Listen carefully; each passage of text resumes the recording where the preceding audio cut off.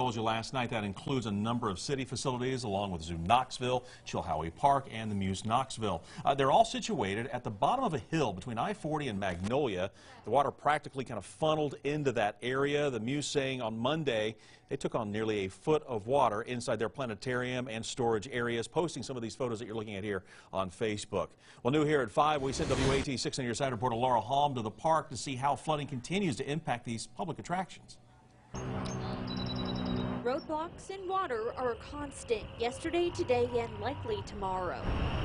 At the Muse Knoxville, floodwaters surround the museum. Inside, we have taken on originally about a foot of water into the planetarium.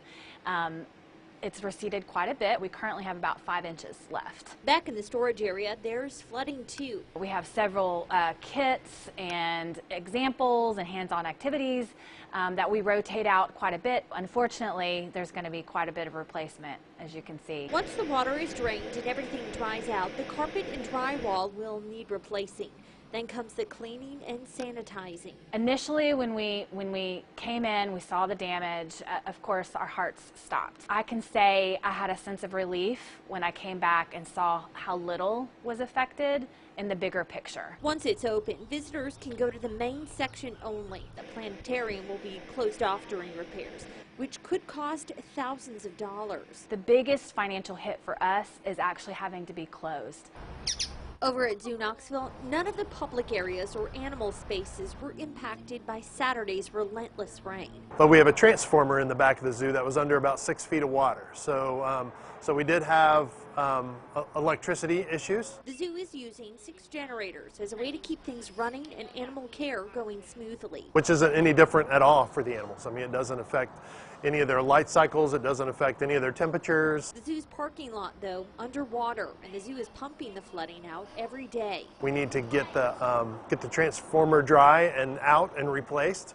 And before we can get back online, we're going to work on a parking plan as soon as we get everything back and ready to go. So how did flooding get this bad out here? City leaders say, as with a lot of the watershed areas in the city of Knoxville that drain to sinkholes, they got filled up by that month or so of rain before the major flood, and then the major flood came and really filled them up. There are pumps getting water out, which drain to Williams Creek, but city leaders say there aren't big outlets and water leaves slowly. So many taking things day by day, and city leaders exploring options so this doesn't happen again. We're in the process of doing a site plan, a site master plan for the park and zoo area. And certainly stormwater is one of the big issues there. In Knoxville, Laura Halm, WATE 6 on your side.